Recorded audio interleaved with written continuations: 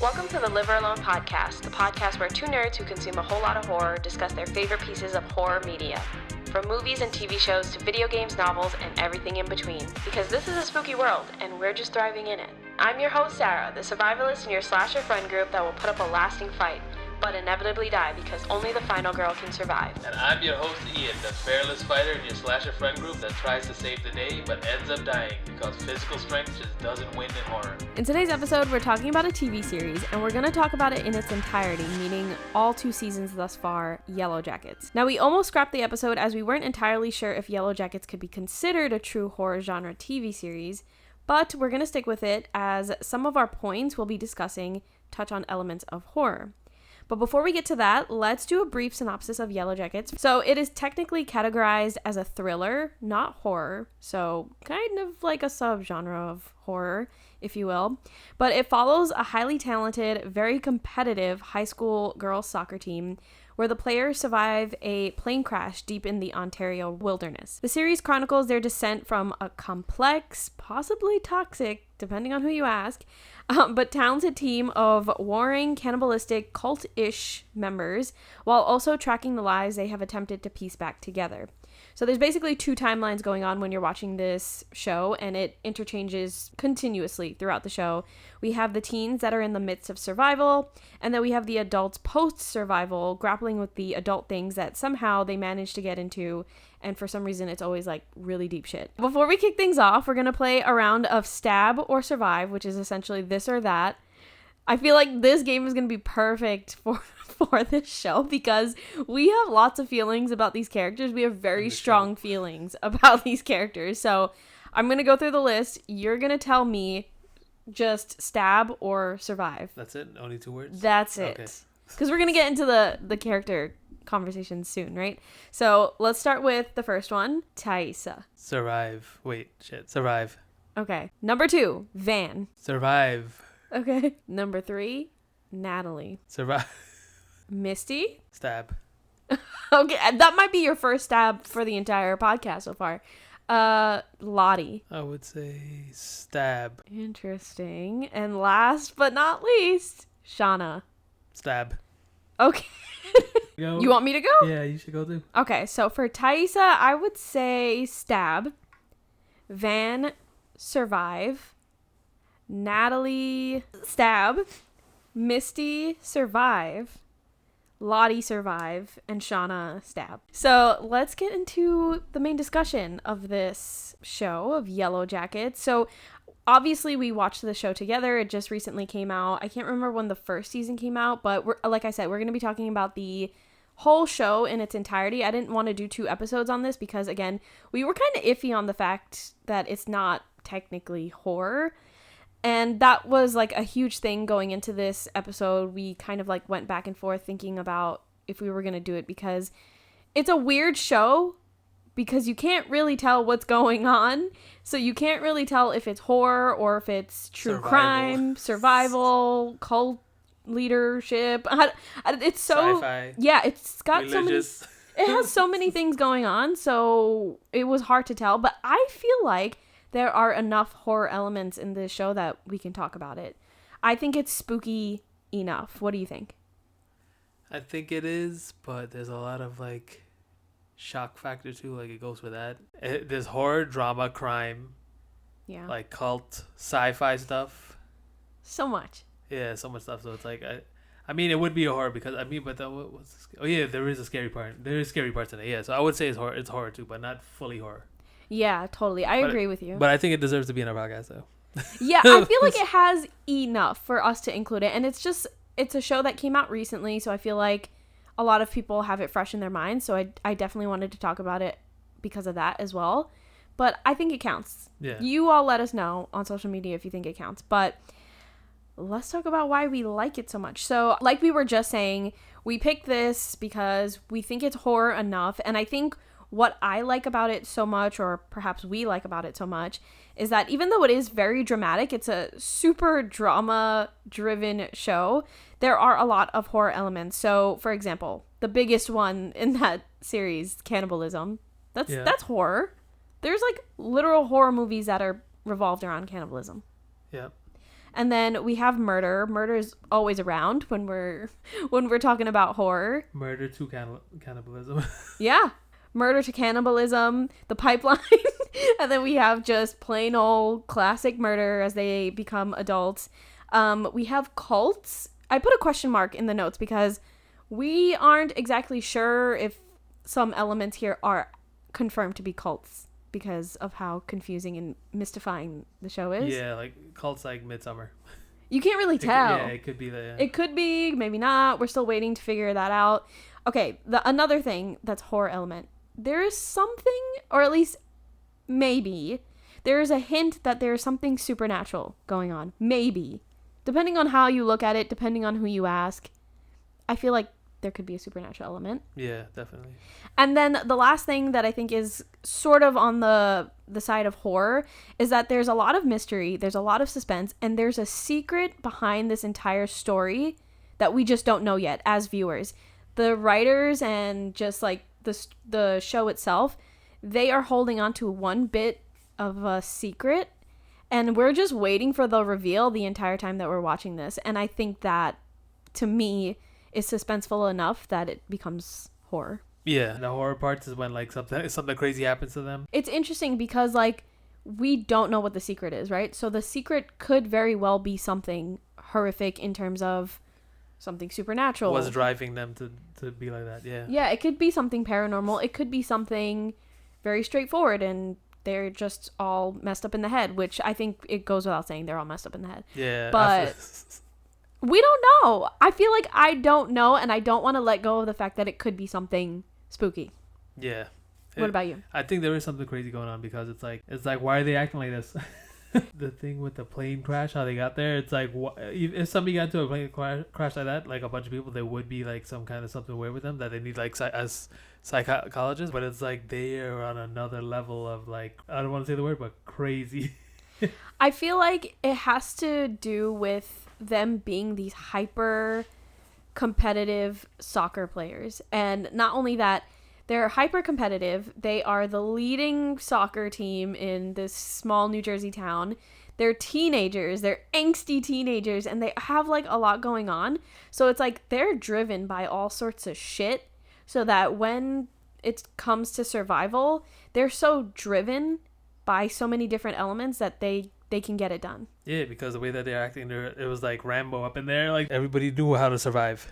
Yeah, you wouldn't think like just a bunch of teenage girls from New Jersey would be able to survive all of that, but they were very like strong-willed in that sense. And I feel like there are some scenes in the show where you have direct scenes next to them playing soccer, and you could see that same kind of drive when they're playing soccer. So the story is mystifying because there's a whole bunch of shit going on with people, like with Thaisa, how she has like two different personalities, and it just happened when she went over there, when they crashed, and it happened over there. And then I would say, I mean, that is crazy because at night she's sleepwalking and she's going all over the place, and you don't know what she's doing, if she killed any animals or if she ate somebody or what she's doing. Like, what do you think is going on with her? I feel like Thaisa is that one person where she makes everything change for me, storyline wise. Her body or mind is trying to be level-headed, but it's going in towards the Yellowjacket side or whatever the crazy side is. What makes me confused about Thaisa is that for me, she is that bridge between this could be just a normal, not normal, but this could be a story that is quite realistic, true crime kind of story, to potentially a supernatural story, because there's something going on with her, and it's like very ritualistic, it's very creepy. She's got like shrines in the freaking underground of her house. So like there's something about that maybe, perhaps, I don't know if it's possession, I don't know if it's like something that happened to her when she was out in the woods and she like brought it back with her, because there's kind of like some implications about bringing something back. Do we know if that's trauma? Do we know if that's like a code for that? Or is it actually something they literally brought back and we can see it through Thaisa, if that makes sense? Because she was always against them, right? Being like cult, like being in a cult and following like Thaisa? Yeah, wasn't she against them? Because Van was trying to be with Lottie. She's very anti-cult. Yeah, she's anti-cult, so that's what I was saying. Before we talk about like each character individually, I would like you to go on record talking about who your favorite character is, adult and teenager, and then your least favorite character, adult and teenager. Okay, so my favorite character as a teen is Natalie. Okay. Because she seems like the most. She's an anti-culty also, but she seems like the most normal person and is acting like. If I was in that situation in a plane crash and I was there, I think I would act most like her. Yeah. And as an adult, I would say maybe Van. Okay. I would say Van, yeah, because that's another thing. Like if something creepy did happen, I would probably do. Wait, but what about the guys? I thought your favorite character was Jeff for a while. Oh yeah, well Jeff. Well, I thought we were talking about only the Yellowjackets. I mean, just anyone. Yeah, Jeff. Yeah, oh wait, no, I did not specify that it could be the guys. All right, well. so I'll do both then. So for Yellowjacket, I would say Van because we finally get to see her and she is acting like a regular level-headed person that after a crash and you turn to adult, right? But my favorite character overall is Jeff. I mean, Jeff is like a regular everyday guy that got into shit. You're absolutely right. And he says some funny ass shit. That's why. And he's trying to be nice to his wife, trying to be nice to his daughter, trying to like just live like a normal life with all the shit that happened. He's not dumb, but I think he's a great character. It's interesting that you say that people think that he's an idiot, and it's kind of funny to see the dynamic between like seeing all the leads be women and then like usually you see the reverse of that in terms of like there's always the strong men that are the main characters and then the women end up being kind of like the ditzy kind of side characters, and it's cool to see that the dynamic flipped here. And so now we kind of see the ditzy person as the husband, but I think he's also pretty awesome. So I think Jeff is pretty cool. I feel like based off of your picks, you go for the more logical, realistic type characters that you can really, really relate to. And I think I resonate with you there. I would say my favorite teen character would also be Natalie. Just like you said, she's very realistic. If I were placed into that situation, I'd probably act just like her. And I feel like all of the choices that she makes are typically, let's not talk about the last thing that she did, but they're typically sound, valid, and, you know, you don't really blame her for doing what she's got to do. Of course, we should put a disclaimer that all of these characters are super problematic in their own ways. But I would say she's my favorite teen. My favorite adult, you already know, my favorite adult is Lottie. I am team Lottie 100%. Why? She's just, I feel like I vibe with her the most. But she tried to make them drink the juice? At the end, she was getting a little too extreme. I feel like she was kind of unraveling by the end of season 2, but I feel like her intentions are pure, maybe? And so I just believe that there's something good deep down about Lottie, and she's just kind of like losing her way because she's like not mentally stable. But she's my favorite adult. I would also say Jeff is pretty cool. Jeff is pretty cool. Nice. I mean, he's wild to be married to Shauna, but that's a whole other conversation. But since we're talking about the characters, let's go into each of like the main Yellowjackets, the ones that are, we see their whole arc almost. You see them as teenagers and then they become adults, and then we see them struggling as adults as well. We kind of talked about Thais a little bit. Yeah, we kind of talked about it already, but yeah. She does complain, but she wants the whole group to know, like, we are all in this together, we're all a team, we have to help each other out. She likes control. She likes to control the situation because she feels that she knows what's best for the group. And so while she's not the leader of the soccer team, Jackie was the leader, I feel like she would have definitely been a great leader if they were like playing their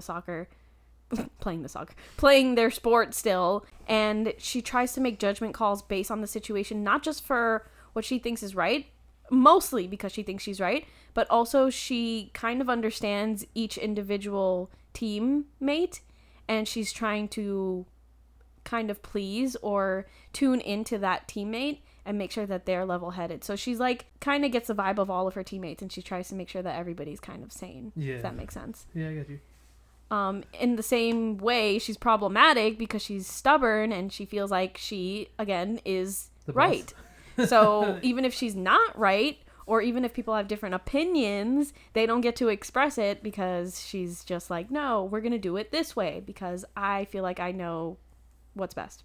Yeah, she does have that. She does have that mentality. It's kind of annoying because she's not really open to considering other perspectives. Let's talk about Van because Taissa, of course, when we think of Taissa, we think of Van as well. She's a regular person. She got stranded, but she thinks that there's something out there helping them.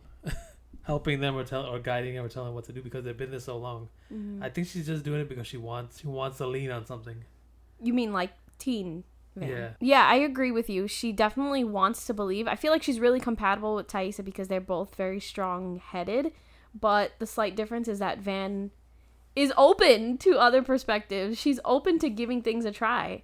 And so while she totally agrees with what Taissa says, she also wants to be willing to accept other options. Yeah. Oh, like give everything a chance.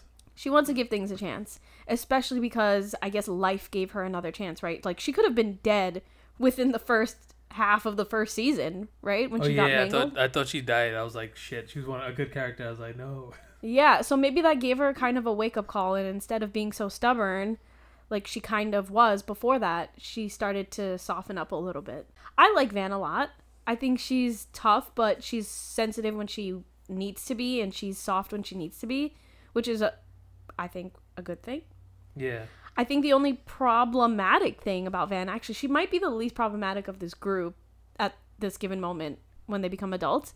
I think what's slightly problematic about her is that she does not want to express her feelings or express her emotions to anyone else. She kind of wants to get locked up in her emotions. It kind of becomes detrimental to her because she ends up being alone all the time. We just see her like away from everybody. She's away from everybody. From society. She's all alone. She's running this shop alone. Like she's secluded herself, and it's because she doesn't want to open up. And maybe if she did open up, it would be a good thing for her life. Maybe. I don't know. I guess it depends on who she's hanging out with because this isn't exactly the healthiest crew that we're witnessing.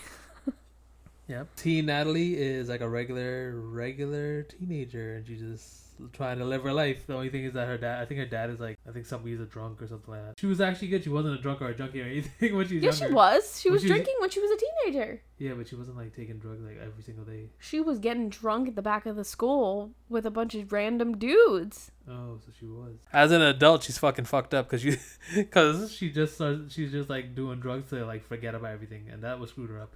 And the worst part is, she fucking dies, and that shit was garbage. I was like, when she died, I was like, what the fuck? Was it garbage because you didn't want her to die, or was it garbage because they chose her to die and not somebody that made more sense? I didn't like how the whole setup when she got stabbed with the needle. The younger one is a better one. What do you think? Yeah, if we're comparing the adult Natalie to the teen Natalie, I really, really like teen Natalie. As I said, that was my favorite teen. She's my least favorite adult. So when she was a teenager, she was super strong-willed. She was very like survivalist forward. She got shit done. She was like a great hunter.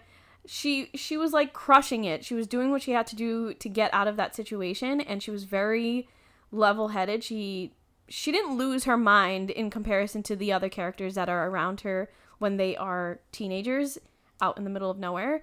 And I really respected that about her. Like, she was able to distinguish when something went overboard when it came to, like, the crazy shit that they were doing as teenagers in that little hut in the middle of nowhere. Yeah, the cabin. Even though, of course, all of these characters are problematic, so they do slip up and they do make mistakes as well, and she's definitely one of those people.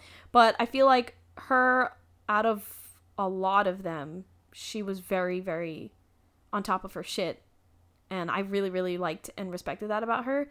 And she was able to kind of like connect with characters where people kind of like threw them off to the side. For example, Coach Ben, they had a really, really great relationship. Her and Travis had a good relationship, kind of, sort of. People were able to talk to Natalie and feel comfortable talking to her, even though she was tough on the exterior, which I really liked about her. So she was just overall a really cool teen. And then she gets older, and I understand that she was dealing with a lot the death of Travis really fucked her up, but I was getting so freaking annoyed at the fact that she was so obsessed with Travis.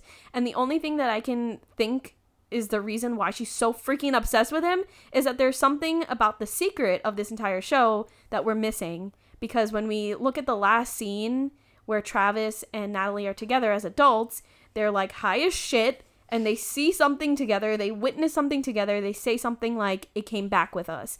And so that's why I think maybe she's obsessed with him because she shares this secret with him. Because otherwise, I can't freaking stand her obsession with Travis. And it carried, like, her whole arc in season 1 and part of season 2 was just her being obsessed with the fact that Travis died. And she was miserable about it. And then we get to season 2, or the latter half of season 2, and she's finally developing, and she's growing, and she's healing, sort of, kind of. I wasn't really sure if that was even a joke. If it was just like, oh, there's a twist to this, and it ended up being a twist to this. She ends up just dying. Yeah. So that was really crappy for me because she was just getting better. I thought that we were going to see more development of her after the whole annoying obsessed with Travis thing, and then she just died. The way that season 2 ended, there has to be a lot of her because in season 2 she becomes the queen. Oh, remember they right. made it? Yeah. So you're gonna see the younger one now. So I guess they killed the killed the adult one, so you can always see the younger one. But now when you see the younger one, you're gonna be so happy to see her. You're so right. See all scenes with her, yeah. Well, in that case, I'm kind of excited. Yeah, so don't worry about it. Misty as a child is so fucking. She's the worst. She's bad. She basically stranded them. She's the reason why. Yeah, she destroyed the black box, and she destroyed it because she's like, we're gonna have an adventure. I mean, if anybody finds out that they did that, they should have eaten her first. Well, somebody did find out, right? Yeah, somebody did find out, and she killed her. Her bestie, yeah. quote unquote. She killed her. Yeah, I don't know why she's alive still. And as an adult, she's the same exact way. She only cares about herself. We know that Misty's like terrible as a kid, but how do you feel about her as an adult? Do you think it kind of makes sense now? As an adult? What do you mean makes sense? Like the way that she is now, does it like kind of suit her now as an adult and the way that other people are treating her as an adult? Yeah, they still treat her the same way. And I think there's no other way she would have turned out. She got lost on an island in a plane crash. It doesn't even look like she has any problems at all. She just carried on with her life, and she's just like doing the same thing she would have done. I would say, in my experience dealing with people like Misty, I think Misty is classic sociopath. She spent all that time out there, and like you kind of see a little bit of crack in season 2 with her as a teenager, where maybe she has emotions. Maybe she has feelings. But as we see, as she's an adult now, that is completely scrapped. She is like flat out a sociopath. Everything she does it to her benefit. She does it to kind of advance in whatever her mission is. She just wants friends at the end of the day, but she will do whatever it takes to get those friends. And does she really want friends if all she wants to do is manipulate those friends and put them in situations where it benefits her? It benefits her. Yeah, exactly. She's funny in a way.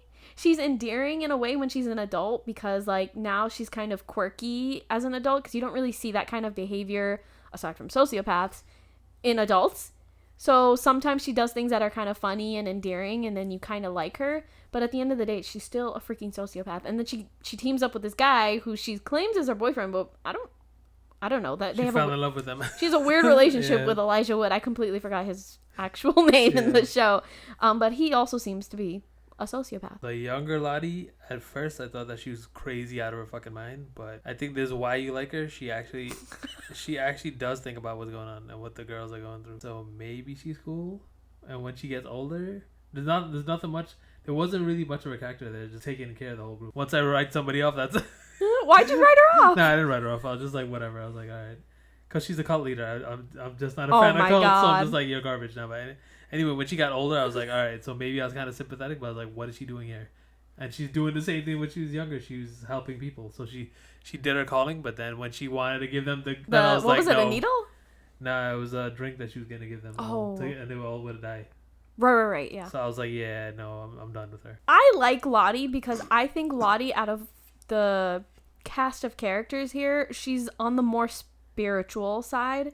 I think even as a kid, perhaps that was interpreted as mental illness, and maybe it was, because we do see some scenes where she was taking medication that was prescribed to her and given to her by her parents. So maybe she does have a history of mental illness. She definitely has mental illness now as an adult, but perhaps her spirituality and her kind of tuning into the other side, if there is a supernatural element, is being misinterpreted, and people just think that she's batshit crazy. Because I think there's a spirituality to her and an understanding of the soul. I know I'm getting deep here, but understanding of like what's going on deep down inside of her teammates, and she's able to connect to her teammates on that level, on that spiritual level, as opposed to a realistic practical level such as Natalie, Thaisa, Van, and stuff like that. So I think that's why a lot of the people, or a lot of her teammates, were able to go to her and see her as sort of like guidance, because she was able to talk to them, look at them, and interpret things on a deeper philosophical kind of level. And that's what makes her a great cult leader, if we're gonna call her a little wellness program or retreat a cult, because it kind of is. Yeah. But she's able to connect to people on that level, and I think that's powerful. I think she's just misunderstood in that way, but I also think, I've said it a million times, everybody here is problematic, so maybe she's using it to her advantage. We don't really know, because on the outside it looks like she's doing it for the good of all, or maybe she's just crazy. Yeah, but she's definitely not selfish. Definitely. She's she like does want to help everybody. Yeah, she's the least selfish, probably, right? I'm Team Lottie. I'm like halfway, maybe, but when she tried to kill him, I was like, nah, get out of here. Oh, God. Speaking of, we're going to the next. The best of the best, Shauna, garbage. Alright, so Shauna, she slept with her best friend's boyfriend because her best friend wouldn't sleep with the boyfriend until, I don't know, she was saving herself. I was like, you are a piece of shit. Alright, so I was like, right there, she's a piece of shit. Like, why would he even do that? She beat up Lottie. So that's all. That's not all I remember. But I mean, she was pregnant, so they were all taking care of her. But then why did she beat up Lottie again? She just wanted to beat her up. She was just angry, yeah. So she just beat her up. So I was like, all right, garbage. And then she ate a little bit of Jackie, her ear. So I'm just like, what is going on with this crazy? Yeah, they all ate her. When she got older, she was feeling like she's self-entitled. She still thinks that she's like the all-powerful being. I don't know if I would become her if I was crazy. Nah, I don't think so. She's just like in another place. Like, she definitely is narcissistic. You want her in that show or in that story because she causes drama. She cheated on her husband, and her husband's a good guy. Like, I would think like, oh, her husband's your favorite character. Yeah, my favorite character. Yeah, you would think like, oh, she cheated on him because he did something. She was just like, oh, I could just do this and then I could hide it and I could get rid of it because, again, narcissistic. I totally agree with you. She's definitely narcissistic. I think that is exactly the right word to explain her. She's not a sociopath because she does have feelings. She has feelings of jealousy and stuff like that. Despite jealousy, despite wanting to be a good friend, despite wanting to be the loyal friend, at the end of the day, if she gets an opportunity to put herself first, she's going to do it. And I think it also stems from her jealousy. So I don't want to bash Shauna, but I freaking hate Shauna. I hate her so much. I don't want to hate her because I understand. She's got a lot of shit going on, right? She's got this best friend, Jackie, who's like the light of life, and she's kind of in her shadow all the time. So I understand that feeling of being like the loser in comparison to your best friend who's always getting all of the attention. She's got the guy. She's super popular. Okay, I understand that feeling.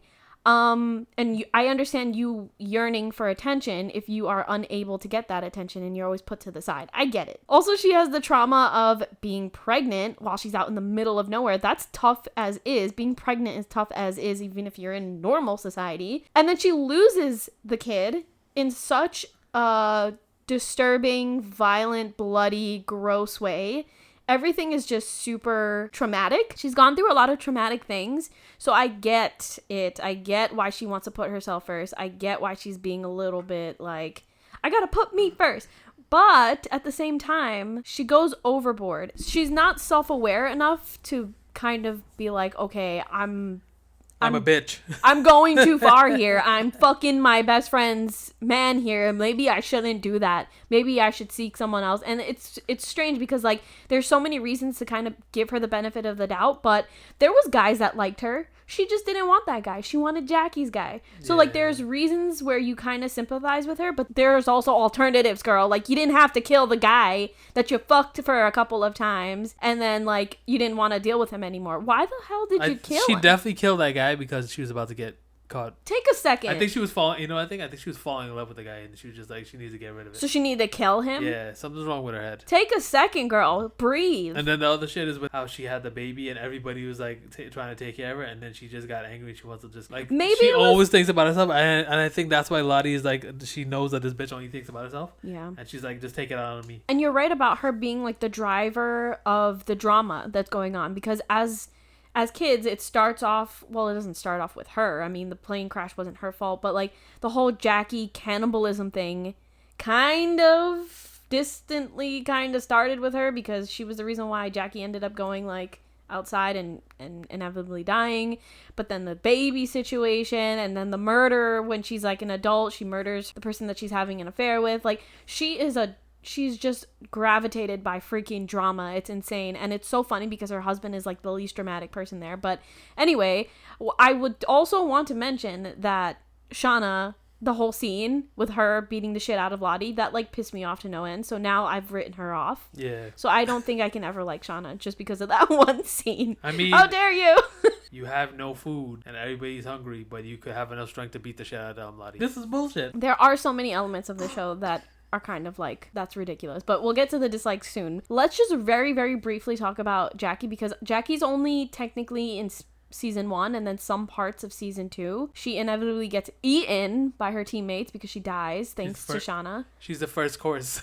Yeah, like she's like their little intro into cannibalism, which is so fucked up on so many levels. But I would like to just say that I did not ever like Jackie. I don't think she was that developed of a character where I was like, I like Jackie. I think she was played off as like the super popular stereotype girl in high school, but she was also extremely competitive. She had like that fierceness to her that does make sense as to why she would be the leader of the group, but she was also very like catty. And she would kind of like force these emotions and force this jealousy from her best friend. So while we can say Jackie is a victim here, and she absolutely is a victim here, she was eaten, she was also kind of perpetuating it in a way because she enjoyed being a bitch sometimes. Yeah, and then she basically killed herself because she's like, you know what, fuck everybody, I'm just gonna go outside. She's the kind of person that'd be like, forget everybody, I'm just gonna go outside. Stubborn, prideful, and her pride got to her. That was what she had throughout the entire time. She had so much pride because she knew she was the star girl in school, and she used that to her advantage, and then it ended up like backstabbing her in this instance, and then she died. Let's talk about why we dislike the show. So I will start. We talked about this already, but this show airs on the side of drama. It's so drama forward. Honestly, the show, like, I feel like in season 2, most of the plot was just forced by all the drama that they kind of forced on to us. It was so dramatic on so many ways. They really rushed season 2 because just to like close out loose ends right at the end of the season. It's like, why would you do that? Because there was a fire here under Jackie's body, the snow fell on it, and then she roasted like a pig so that she could taste tender. Like, what? Like, fuck out of here with that shit. Anyways, this is gonna be closed out with this, and then this is gonna happen here, and this guy's gonna get punched here, this one's gonna fall over, this one's gonna get stabbed with a needle because she ran into it. Totally agree with you. I feel like season 1 was so good that it made you excited for season 2, and then when you got into season 2, there was a really good build up for the first half, and then the second half, it felt like we were starting to get into a storybook kind of vibe. You knew that one person would do this particular thing because we knew that that was going to keep the plot going, and so a lot of those instances continued to happen, making it super predictable. So by the end of it, I swear Ian was like watching the show and he was like, did I write this show? Because he kept predicting exactly what was going to happen. That shit was so funny. I was like, this is going to happen here, and she's going to get here, and this is going to happen. And then it was just going on. I was like, It was becoming too predictable to a point where it was like, now you're like really forcing the drama to ensure that the show stays like punchy. As a viewer, like, we're not stupid. Yeah. we could feel that vibe. We knew that was what was going on. And in my opinion, it was pretty annoying because it made us feel like, as viewers who wanted to see the complexity of the show continue to be complex, it made us feel like, idiots. Are we stupid? Are we stupid? Like, are we really doing this now? And then at the end, the very, very end, it leaves off on a cliffhanger. Where the cabin gets on fire. I'm like, oh, shit. But it's like, do I even care? Yeah. I mean, we were watching it with our friends, too. Like, we were doing, that was like, fun. A watch party, so that was fun. We were just texting back and forth, but it was like... They should have just had less ends to tie up. We have the whole storyline with Shauna and the cops and the freaking daughter got involved, and she was like borderline sociopath. She was just like, oh yeah, I'm just gonna be a little mini Shauna. It was just too much going on. And she wasn't like that. Her character was not like the whole she was like, season. She was the nicest one there. She was like, oh my god, I have a conscience. My mom is like so cold-hearted. And then next thing you know, she's exactly like her mom. So to kind of wrap it up, I would say I still have hopes for this show. Just because I feel like the best part of this show, despite all of like the bullshit that's going on at the end of season 2, the best part of this show is, one, the characters are super, super likable. They have like so much personality to them, so it just feels like you want to lean in on one or several of the characters, and so the characters are really built out really well. For me, particularly, what I want to see in season 3, I don't know how many seasons there are going to be in this entire show, but I think for me, I want to know more of the little mystery that's going on in the back end of this show. They were too mysterious about it in season 2, and then they took a turn and they got to too many like dramatic, oh my gosh, plot twist kind of things. I want to know more about what the real root of what's going on with them as teenagers that they brought back to New Jersey now as adults. Like, that's what I'm most interested in. And again, that's what I think is the horror element to the show. And I really want them to lean more into that, because that's what makes the show super eerie and interesting and making people want to come back, aside from the characters, of course. Let's see what happens in season 3. I don't know if we're going to be talking about this again. Maybe if the series like comes to a close, we'll do another episode where we talk about like the latter half of Yellowjackets. But like I said, I don't want to talk too much about Yellowjackets on the show, because I do know that it's technically not horror, at least as far as we know. We definitely don't want to be talking about genres that are not applicable. You know where to find us. liveralonepod on Instagram, TikTok, YouTube. Come let us know, like rant with us about how you feel about season 2. Maybe you liked season 2. That's fine. Yeah, we're still gonna watch it. We all have opinions. Yeah. Also, highly recommend doing watch parties when you watch the show. We have like a little group chat going on where, you know, like our friends who also watch Yellowjackets, we play it at the same exact time, and then we just live chat while we're watching it. It's so much fun because, like I said, we are so drawn to these characters, so it makes it so fun to like have conversations about them and all the crazy shit that they're doing. This is a kind of a unique question. We're talking about so many characters in this show and how they're so important to the show. My question to you, for you to share on social media, again, liveralonepod on Instagram, TikTok, YouTube. If you took a personality quiz, not who you like and who you dislike, if you took a personality quiz, which characters, teen and or adult, would be you? I am so curious. Thank you so much for listening. If you liked today's episode and you want to hear more from us, do us a favor and leave us a rating, or just subscribe to the podcast. Every little bit counts, especially in this beginning stages of having the show. Tune in next Wednesday, because we're going to be talking about video games again. We're going back into the video game realm, but rather than the emotional mess from The Last of Us, we're going to be talking about a multiplayer game that Ian and I are pretty much pros at by now. It's a hidden gem, cult classic horror game you either have no idea about or you love it to pieces, Dead by Daylight. But for now, we'll see you in the kitchen with a knife.